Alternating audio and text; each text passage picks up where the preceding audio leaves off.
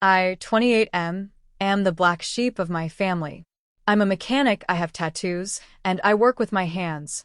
My sister, 25F, is the golden child. She's lived her life on a pedestal built by our parents, 50s M/F, who have always treated me like a second-class citizen because I didn't pursue a white-collar career. 6 months ago, my sister got engaged to a guy from a dynasty family, serious old money, very snobby. I was happy for her until I found out I wasn't just left off the guest list, I was banned. My mother told me to my face, "We told them you're traveling abroad for work. Your lifestyle just doesn't fit the image we're projecting.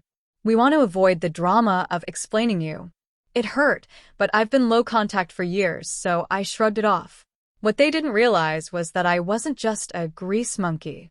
My grandfather, who hated how they treated me, left his entire estate and a massive investment trust specifically to me when he passed 5 years ago.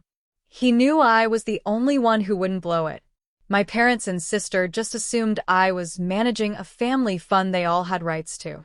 They never actually read the will. 2 weeks before the wedding, the drama started. My father called me, sounding frantic. "The venue needs the final payment of $45,000 by Friday, or they'll cancel the whole thing. We need you to transfer the money from the trust immediately." I reminded him that I wasn't invited and that, according to them, I was currently in Europe. I asked why the groom's family wasn't helping. It turns out my sister had lied to them, claiming our family was incredibly wealthy and that we were covering the entire $150,000 gala ourselves to show status. In reality, my parents had drained their savings on her designer dress and flowers, counting on me to foot the bill for the venue. I told them I'd think about it. I actually called my lawyer. He confirmed that the trust was 100% mine and that using it for a gift of this size to people who disowned me was legally fine but personally idiotic. Then the entitlement went off the rails. My mother tried to go to my bank with an old power of attorney from when I was 17, trying to force a wire transfer. The bank flagged it because that POA expired the day I turned 21. When I confronted her, she didn't even apologize for trying to rob me.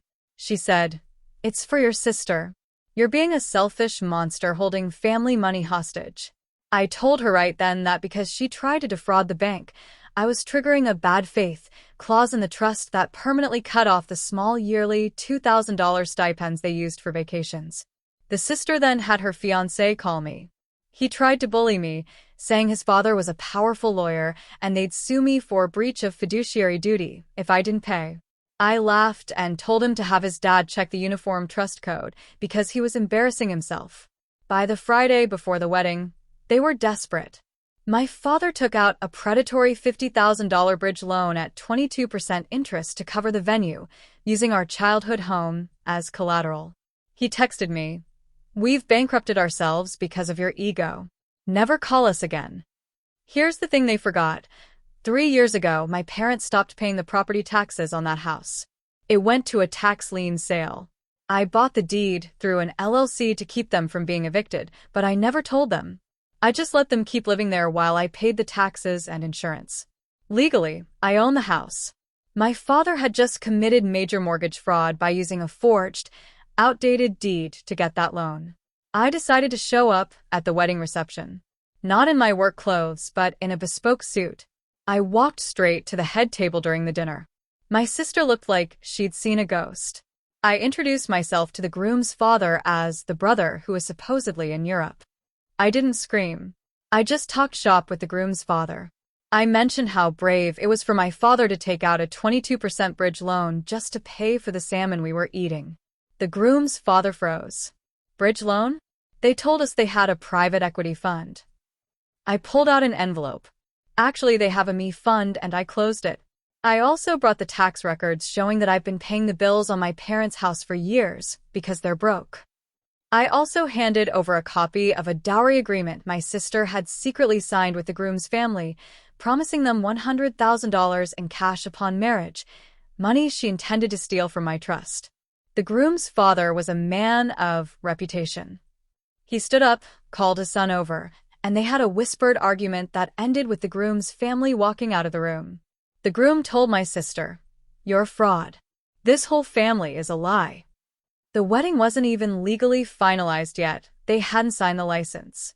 My sister collapsed in the middle of the dance floor, and my parents started screaming at me that I destroyed her life. I told them, "No, I just stopped participating in your fantasy. And by the way, that loan you took out? The bank is going to call it on Monday when they realize you don't own the house you put up as collateral. You have 30 days to find an apartment."